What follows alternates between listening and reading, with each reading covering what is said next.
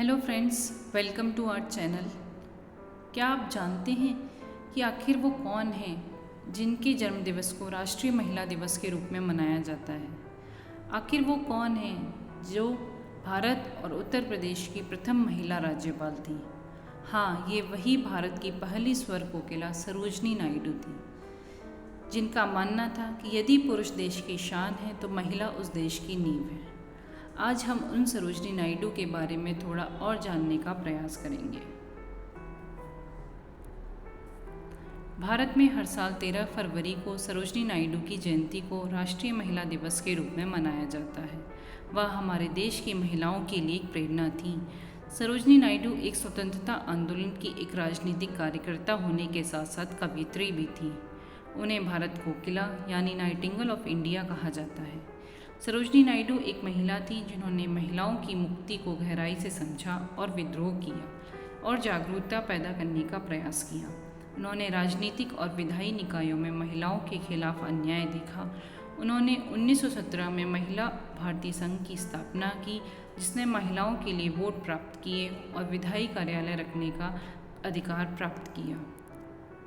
यह सरोजनी नायडू द्वारा योगदान वाली भारत की महिलाओं के लिए एक महत्वपूर्ण उपलब्धि थी।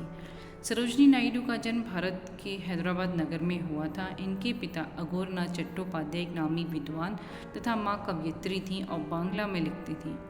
बचपन से ही कुशाग्र बुद्धि होने के कारण उन्होंने 12 वर्ष की अल्पायु में ही 12वीं की शिक्षा अच्छे अंकों से उत्तीर्ण की और 13 वर्ष की आयु में लेडी ऑफ द लेक नामक कविता की रचना की। वह 1894 में उच्च शिक्षा प्राप्त करने के लिए इंग्लैंड गई और पढ़ाई के साथ साथ कविताएं भी लिखती रहीं। गोल्डन थ्रेशोल्ड उनका पहला कविता संग्रह था। उनके दूसरे तथा तीसरे कविता संग्रह बर्ड ऑफ टाइम तथा ब्रोकन विंग ने उन्हें एक सुप्रसिद्ध कवयित्री बना दिया। सरोजनी जी बचपन से बहुत ही अच्छी विद्यार्थी रहीं। उन्हें उर्दू, तेलुगु, इंग्लिश, बंगाली सारी भाषाओं का ज्ञान बहुत अच्छे से था। 12 साल की उम्र में सरोजनी जी ने मद्रास यूनिवर्सिटी में मैट्रिक की परीक्षा में टॉप किया था, जिससे उनकी बहुत वाहवाही हुई। सरोजनी नायडू जी के पिता चाहते थे कि वह वैज्ञानिक बने और गणित में आगे पढ़ाई करें, लेकिन उनकी रुचि कविता लिखने में थी।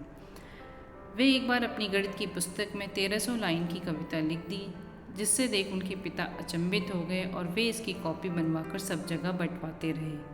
वे उसे हैदराबाद के नवाब को भी दिखाते हैं, जिसे देख वे बहुत खुश हो जाते हैं और सरोजनी जी को विदेश पढ़ने के लिए स्कॉलरशिप देते हैं। इसके बाद वे आगे की पढ़ाई के लिए लंदन के किंग कॉलेज चली गईं। उसके बाद उन्होंने कैम्ब्रिज यूनिवर्सिटी कॉलेज से पढ़ाई की। कॉलेज में पढ़ाई के दौरान भी सरोजनी जी की रुचि कविता लिखने व पढ़ने में थी। यह रुचि उनकी माता से उन्हें विरासत में मिली थी। अपनी पढ़ाई पूरी करने के बाद सरोजनी ने 19 साल की उम्र में विवाह कर लिया। उन्होंने अंतरजातीय विवाह किया, जो उस दौर में मान्य नहीं था। यह एक क्रांतिकारी कदम था, मगर उनके पिता ने उनका पूरा सहयोग किया।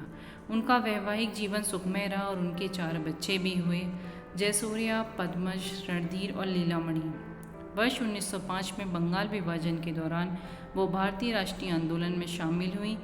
इस आंदोलन के दौरान वो Gopal Krishna Gokhale, Rabindranath Tagore, Mohammad Ali Jinnah, Annie Besant, CP Ramaswamy Iyer, Gandhi ji और जवाहरलाल नेहरू से मिली।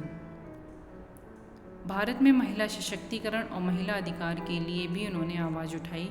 उन्होंने राज्य स्तर से लेकर छोटे शहरों तक हर जगह महिलाओं को जागरूक किया। वर्ष 1925 में वो भारतीय राष्ट्रीय कांग्रेस की अध्यक्ष चुनी गई। सविनय अवज्ञा आंदोलन में वो गांधी जी के साथ जेल भी गई। वर्ष 1942 में भारत छोड़ो आंदोलन में भी उन्हें 21 महीने के लिए जेल जाना पड़ा। उनका संबंध गांधी जी से मधुर था और उनको वह मिक्की माउस कहकर पुकारती थी। संकटों से न घबराते हुए वे एक धीर वीरांगना की भांति गांव-गांव घूमकर देश प्रेम का अलक्ष्य लगाती रहीं और देशवासियों को उनके कर्तव्य की याद दिलाती रहीं। उनके वक्तव्य जनता के हृदय को झकझोर देते थे और उन्हें अपना देश पर सर्वस्व न्यौछावर करने के लिए प्रेरित कर देते थे। वह बहुभाषाविद थीं और क्षेत्रानुसार अपना भाषण हिंदी, अंग्रेजी, बांग्ला या गुजराती में देती थीं। लंदन की सभा में अंग्रेजी में बोलकर उन्होंने वहां उपस्थित सभी श्रोताओं को मंत्रमुग्ध कर दिया था। सरोजनी नायडू को भारत कोकिला के रूप में भी जाना जाता है। वह स्वतंत्रता सेनानी और महान नेता अच्छी कविता लेखिका के अतिरिक्त अच्छी गायिका भी थी। सरोजनी नायडू ने अंग्रेजी में कविताएं लिखना स्कूल के शिक्षा के दौरान ही शुरू कर दिया था। वह royal literary society of London की एक सदस्य बन गई। वह भारतीय राष्ट्रीय कांग्रेस की अध्यक्ष बनी। सरोजनी नायडू ने सविनय अवज्ञा आंदोलन, सत्याग्रह आंदोलन और भारत छोड़ो आंदोलन में सक्रिय रूप से भाग लिया। उन्हें कई बार जेल भी जाना पड़ गया। वह भारतीय राष्ट्रीय कांग्रेस की अध्यक्ष बनने वाली पहली भारतीय महिला थी। वह भारत में किसी भी राज्य का राज्यपाल बनने वाली भी भारतीय महिला थी। उनकी मृत्यु 2 मार्च 1949 में 70 वर्ष की आयु में इलाहाबाद, उत्तर प्रदेश, भारत में हुई। सरोजनी नायडू का नाम भारतीय इतिहास में सदैव याद रखा जाएगा।